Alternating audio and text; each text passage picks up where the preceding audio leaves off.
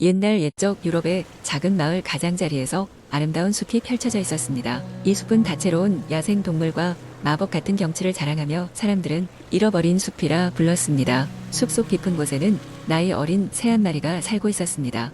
그의 이름은 피에르였습니다. 피에르는 아주 작고 별다른 특색이 없었지만 남다른 용기를 지니고 있었습니다. 어느 날 피에르는 숲속 사람들이 숲의 동물들이 사라지고 있다는 이야기를 엿들었습니다. 피에르는 이 소식을 듣고는 숲을 보호하기로 다짐했습니다. 숲을 탐험하며 어떤 일이 일어나고 있는지를 알아내기 위해 결심한 피에르는 깊은 숲속 아득한 곳에 있는 고대의 그루터기를 찾아갔습니다. 그곳은 오래된 선인들이 지혜를 다룬다고 전해지는 장소였습니다. 그루터기에 도착하자 평화로운 목소리가 들려왔습니다. 그 목소리는 오래된 부엉이 지혜자였습니다. 그는 피에르에게 숲의 동물들이 숲의 마법이 약해지면서 안전한 다른 장소로 이동 중이라고 설명했습니다. 부엉이 지혜자는 피에르에게 숲의 마법을 되찾기 위해선 사악한 마법사의 성에 있는 마법의 돌을 찾아야 한다고 전했습니다. 그 돌은 숲의 마법 에너지를 강화시켜 그곳을 다시 한번 생명이 넘치는 장소로 만들 수 있었습니다. 그러나 그 길은 멀고 험난했으며 여러 위험한 상황이 기다리고 있었습니다. 피에르는 용기를 내어 여정을 시작했습니다. 그는 날개를 펄럭이며 차가운 바람과 맞서 싸웠고 깊고 넓은 강을 건너야 했습니다. 날카로운 바위산과 무섭게 울부짖는 늑대 부대로 가는 길을 지났으며 때로는 홀로 외로움을 견뎌야 했습니다. 하지만 그는 결코 포기하지 않았습니다. 마침내 피에르는 마법사의 성에 도착했습니다. 성은 어둡고 무서운 분위기로 가득 차 있었습니다.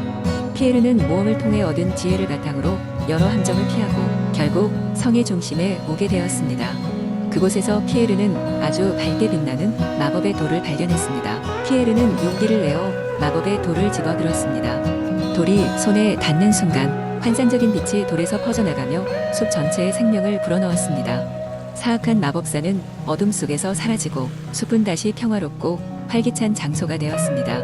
피에르의 용기와 결단력 덕분에 숲의 동물들은 무사히 돌아올 수 있었고 숲은 과거의 아름다움을 되찾았습니다.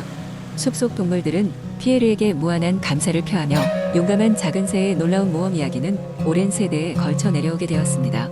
피에르는 그 후에도 많은 탐험과 모험을 했으며 그의 이름은 숲을 지키는 용감한 영웅으로 기억되었습니다. 두 번째 이야기. 옛날 옛적 프랑스의 어느 작은 마을 근처 깊은 숲속의 마법에 배낭이 숨겨져 있었다고 전해지는 전설이 있었다. 이 배낭은 원하는 모든 것을 꺼낼 수 있는 힘을 가지고 있다는 소문이 돌았으며 그 힘을 찾기 위해 많은 사람들이 숲을 탐험하곤 했다. 마을에는 발랄하고 호기심 많은 소년 줄리앙이 살고 있었다. 그는 마법과 전설을 매우 좋아했으며 항상 새로운 모험을 꿈꾸며 지냈다. 줄리앙은 자신의 작은 나무 오두막에서 비밀스럽게 만들어 온 지도를 보고는 이번에는 반드시 마법의 배낭을 찾아야겠다고 다짐했다. 어느 맑은 날 아침, 줄리앙은 식량과 물 그리고 지도를 배낭에 챙긴 뒤 모험을 떠났다. 숲은 그 어느 때보다도 깊고 어둡게 느껴졌지만 줄리앙의 마음은 의기양양했다. 그는 숲속 길을 따라가다가 이상한 표식을 발견했다. 표식에는 고대의 상형 문자가 새겨져 있었고 줄리앙은 할아버지에게 배운 문자 해독 능력을 활용해 이를 해석하기 시작했다.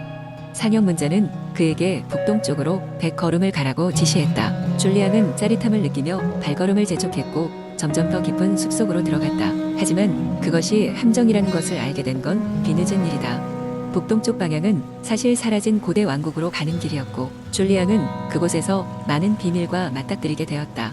사라진 왕국은 전설에 따르면 오래전에 강력한 저주에 걸려 있으며 이 저주를 풀기 위해서는 마법의 배낭이 필요하다는 이야기가 있었다. 줄리앙은 자신이 단순한 탐험이 아닌 위대한 임무를 앞두고 있음을 깨달았다. 왕국에 들어선 그는 아름답지만 쓸쓸한 풍경을 보며 저주를 어떻게 풀지 고민했다. 그때 줄리앙은 한 노파를 만났다. 그녀는 자신이 왕국의 왕비였다고 소개했고 줄리앙에게 절망적인 눈빛으로 부탁했다. 그녀의 이야기에 따르면 마법의 배낭은 왕국의 심장부에 숨겨져 있으며 그것을 찾아야만 왕국의 사람들을 구할 수 있다고 했다. 줄리앙은 왕비의 안내를 받아 왕국의 심장부로 향했다. 맞닥뜨린 여러 가지 함정과 퍼즐을 해결하고 마침내 그는 마법의 배낭을 발견했다. 배낭을 연 순간 눈부신 빛이 쏟아져 나왔고 그는 왕국의 저주를 풀 수 있는 힘을 얻게 되었다. 줄리앙은 배낭의 마법을 사용해 왕국의 저주를 풀었고 그로 인해 마을과 숲은 다시 평온을 되찾았다. 왕비는 줄리앙에게 깊이 감사하며 배낭을 그에게 맡겼다. 그 이후로 줄리앙은 계속해서 새로운 모험을 찾아 나섰고 그가 어딜 가든 긍정적인 영향을 끼치며 많은 사람들에게 희망을 주는 영웅이 되었다. 얼마 지나지 않아 줄리앙은 전설이 되었고 그의 이야기는 마을에서 대대로 전해 내려오며 많은 이들에게 꿈과 용기를 심어주었다.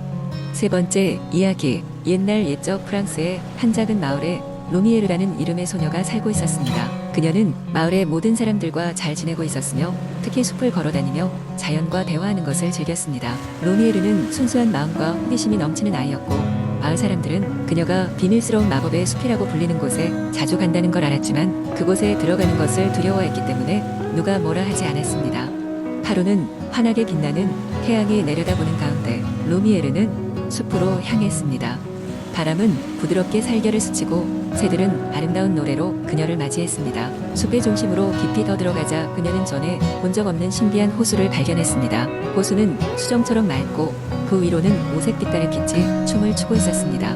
루미에르는 서서히 호수에 다가갔습니다. 그곳에서 작은 요정들이 물 위로 떠오르는 것을 보았습니다. 요정들은 루미에르를 반갑게 환영하며 호수의 비밀을 그녀에게 보여주겠다고 말했습니다. 루미에르는 용기를 내어 그 사인을 수긍했으며 요정들은 손짓으로 그녀를 안내했습니다. 요정들은 루미에르에게 호수의 중앙으로 가보라고 했습니다. 그녀가 가까이 갈수록 물속에서 환하게 빛나는 돌을 발견하게 되었고 그 돌은 마법의 힘을 가지고 있었습니다. 요정들은 설명했죠. 이 돌은 마을에 행복과 번영을 가져다 줄 수 있지만 대가를 치러야 한다고. 루미에르는 대가가 무엇인지 물었고 요정들은 대가가 바로 그녀의 진정한 용기라고 했습니다. 그날 이후로 루미에르는 마을 사람들과 함께 이 신비한 호수에 대해 의논했습니다. 마을 사람들은 루미에르가 가져온 소식에 불안해하면서도 그들 역시 행복과 번영을 갈망했습니다. 그래서 마을 사람들과 루미에르는 함께 모여 마음을 모으기 시작했습니다. 마침내 모두의 마음이 하나로 모아졌을 때 루미에르는 다시 숲으로 들어갔습니다. 요정들은 루미에르의 진심을 느꼈고 호수의 돌은 반짝이며 마을에 번영을 가져오게 되었습니다. 마을은 풍요를 누리게 되었고 사람들은 서로에 대한 사랑과 신뢰를 되찾았습니다. 루미에르는 마을에서 가장 존경받는 인물이 되었고 그녀의 이야기는 세대를 거쳐 전해지며 자연과 신비 그리고 용기에 대한 교훈으로 자리 잡게 되었습니다. 그리하여 루미에르의 숲의 이야기는 지금까지도 사람들 사이에서 전해져 오고 있습니다. 네 번째 이야기. 오래전 프랑스의 어느 작은 마을. 숲이 우거진 산자락에 루이라는 소년이 살고 있었습니다. 이 소년은 모험을 좋아하고 호기심이 많아 늘 새로운 발견을 찾아다니곤 했습니다. 어느 날 루이는 친구들과 함께 숲속 깊은 곳을 탐험하다가 우연히 오래된 오두막을 발견했습니다. 오두막은 매우 낡아서 거의 무너질 듯 보였지만 호기심 많은 루이는 안을 살펴보기로 했습니다. 오두막 안에는 먼지투성이에 옛 물건들이 널려 있었는데 그중 가장 눈에 띄는 물건은 거대한 나무 물레바퀴였습니다. 이 물레바퀴는 단순히 방치된 것처럼 보였지만 루이는 뭔가 특별한 느낌을 받았습니다. 다음날 루이는 마을의 어느 노인에게 이 물레바퀴에 대해 물어보았습니다. 노인은 오래된 전설을 이야기해 주었습니다. 전설에 따르면 이 물레바퀴는 마법의 힘을 가지고 있었으며 한번 돌리면 그 주위에 있는 모든 것들이 이상한 일이 일어나기 시작한다고 했습니다. 하지만 이 힘은 매우 불안정해서 남용할 경우 위험에 빠질 수 있다고 경고했습니다. 루이는 그 이야기를 듣고 더욱 물레바퀴에 대한 호기심을 가지게 되었습니다. 그래서 그는 그 물레바퀴를 사용해 보기로 결심했습니다. 한밤중에 숲속 오두막을 찾아가 물레바퀴를 힘껏 돌렸습니다. 그러자 놀랍게도 주위의 나무와 꽃들이 생기 있는 색으로 변하고 숲속 동물들이 춤추듯 움직이기 시작했습니다. 처음에는 마법의 힘에 감탄하며 즐겼지만 시간이 지날수록 루이는 이 힘이 얼마나 큰 영향을 미치는지 깨달았습니다. 마법의 영향으로 모든 것이 살아 움직이는 듯했지만 얼마 지나지 않아 그들은 땅의 흐름과 리듬을 잃어가고 있었던 것입니다. 루이는 마을의 노인에게 다시 찾아가 이를 어떻게 해결할 수 있을지 조언을 구했습니다. 노인은 힘은 책임감을 가지고 사용해야 하며 원래 자리로 돌려놓는 것이 중요하다고 가르쳤습니다. 그래서 루이는 다시 숲속 오두막으로 가 물레바퀴를 반대 방향으로 돌렸습니다. 그러자 모든 것이 다시 제자리를 찾게 되었고 루이는 땅과 숲의 소중함을 깨닫게 되었습니다. 그 이후 루이는 절대 마법의 힘을 남용하지 않겠다고 다짐했습니다. 이 경험을 통해 루이는 자연과 조화를 이루는 삶의 중요성을 배우게 되었습니다. 그리고 마을 사람들 역시 이 이야기를 통해 자연을 존중하는 법을 배우며 행복한 삶을 이어갈 수 있었습니다. 루이의 경험은 오랜 세월 이야기가 되어 마을 사람들에게 계속 전해졌고 그 마법의 물레바퀴는 다시는 사용되지 않았습니다. 하지만 그 자리에 핀 아름다운 꽃은 그 사건을 기억하게 하는 증표로 남게 되었습니다.